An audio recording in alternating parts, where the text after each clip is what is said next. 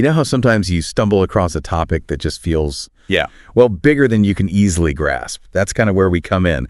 Welcome to this deep dive where we take those complex, fascinating subjects, and together we try to pull out the threads that really matter. You sent us some really intriguing material, and today we're using a piece called What is the Outkast The Pattern All About as our jumping off point.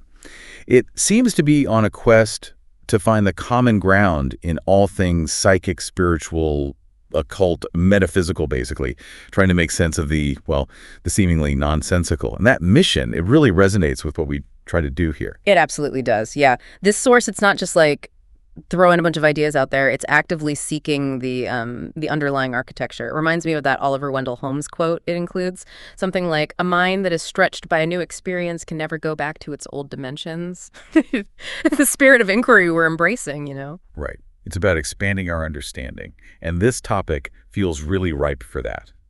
What's interesting is, as the source points out, the psychic world has kind of moved into the mainstream. I mean, they mentioned the movie Ghost, which was a huge hit, wasn't it? Yeah. Touched on these themes way back in 1990. And the source is right to highlight that, definitely. Since then, we've seen a real proliferation of books, films, organizations, even serious research exploring these areas. It's clearly something that captivates a lot of people. Yet, and this is the crucial bit, I think, despite all this attention, the fundamental nature of what we call psychic remains a bit of a mystery. We're talking about it, but do we really know what we're talking about? Which leads us to a pretty basic question the source poses. What exactly is psychic? And it immediately links that to the idea of the psyche. So, what's the core of that concept? Well, the source takes us back to ancient Greece, actually, to the goddess Psyche. She wasn't just any deity. She was thought to be the very embodiment of the invisible yet essential part of human existence. It really speaks to a long-held recognition that there's more to us than just the physical body. That's a powerful image. And then the source gives us this whole range of words associated with psyche from a thesaurus. Mind, soul, self, subconscious, spirit, inner self, awareness, ego, individuality. It's quite a collection. Does any one of those stand out as particularly relevant as we start to explore this? What's fascinating here is the sheer breadth, really. It tells us that the psyche isn't one single, easily definable thing, but more like a cluster of interconnected aspects of our inner world. The source then offers a more contemporary understanding. The psyche generally refers to phenomena, experiences, events connected to this invisible mind, our internal bodily sensations, and importantly, altered states of consciousness, things that don't fit neatly into our current physical understanding of the world. It's that realm of the non-ordinary. Okay, so it's not just about thoughts in your head then. It's broader encompassing feelings, maybe even those gut instincts we can't quite explain. Precisely, yeah. And when we talk about a psychic experience, the source makes a really key distinction. It's not just any interaction. It has to be qualitatively different from our usual ways of connecting, talking, body language, physical sensations.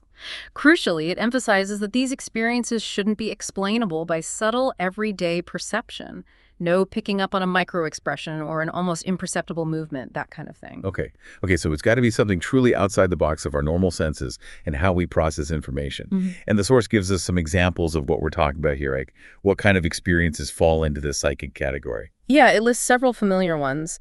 Telepathy, that direct mind-to-mind communication, clairvoyance, seeing things remotely or beyond normal vision, psychokinesis, the idea of mind influencing matter, psychic healing, out-of-body experiences, and even those mysterious happenings like poltergeists, spirits, hauntings.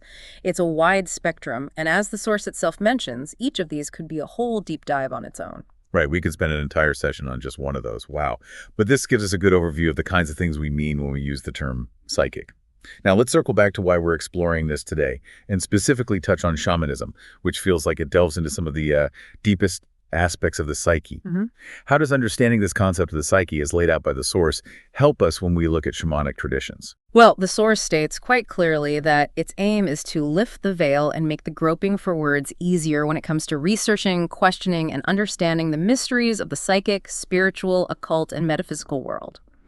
It's trying to find what it calls the common pattern, like a thread of wisdom that weaves through all these different areas. And shamanism, with its ancient roots and often profound experiences, certainly falls into that realm. Absolutely. hmm And the source even specifically mentions exploring paranormal beliefs from all over the world and within the deepest jungles of shamans. Hmm. That's a pretty direct connection to the practices and beliefs we often associate with indigenous cultures and their spiritual leaders. Exactly. And what's important to remember is that the source isn't claiming to have all the answers, or to be able to scientifically explain everything. Not at all. Instead, it's trying to identify those recurring themes, those common ways that humans across different cultures and throughout history have understood and interacted with these non-ordinary aspects of reality. And when we consider shamanism, which often involves altered states of consciousness, journeys to other realms, communication with spirits, well, the concept of the psyche as this broader, less physically constrained aspect of ourselves provides a potential framework for understanding these experiences. So if a shaman enters a trance state or talks about journeying to a spirit world, the idea of the psyche encompassing altered states and perhaps a less localized awareness, it gives us a way to even begin thinking about what might be happening without necessarily needing a purely scientific explanation, right? It's about providing a conceptual space for these experiences. That's precisely it, yeah. Right. It allows us to approach these traditions with a sense of curiosity and a broader understanding of human potential. The source is suggesting that by looking at the patterns within these diverse beliefs and practices, including those of shamanism, we can potentially gain a richer understanding of the invisible dimensions of human experience. It's about finding those common threads that speak to something fundamental about what it means to be human and our relationship to the world around us, both seen and unseen. It's almost like the source is saying, okay, before we sort of explain the magic, let's first understand the stage on which the magic might be happening, and this stage being the multifaceted psyche.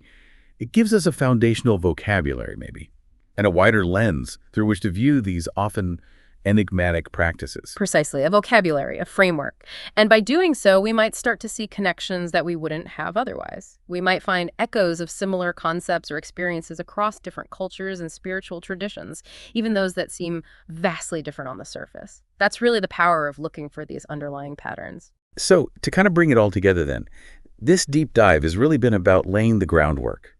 We've explored the fundamental aim of these sessions, to sift through the complex and find those unifying principles. We've used this source to delve into the concept of the psyche, its historical roots, its diverse aspects, and its connection to experiences that, well, stretch beyond our everyday understanding. And importantly, we've touched on how this understanding the psyche can provide a valuable lens through which to approach profound and ancient traditions like shamanism. It's about recognizing the significance of our inner world and its potential to interact with realities beyond the purely physical, as hinted at in the source's broad scope. This is really just the beginning of the exploration, isn't it? We unpack some foundational ideas from this source to hopefully give everyone listening a clearer perspective. Now, as you consider all this, here's maybe something to ponder. Final thought.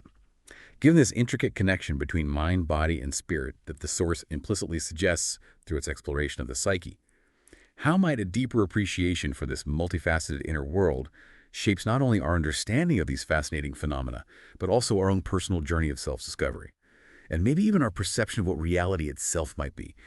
It's definitely a question worth hitting with.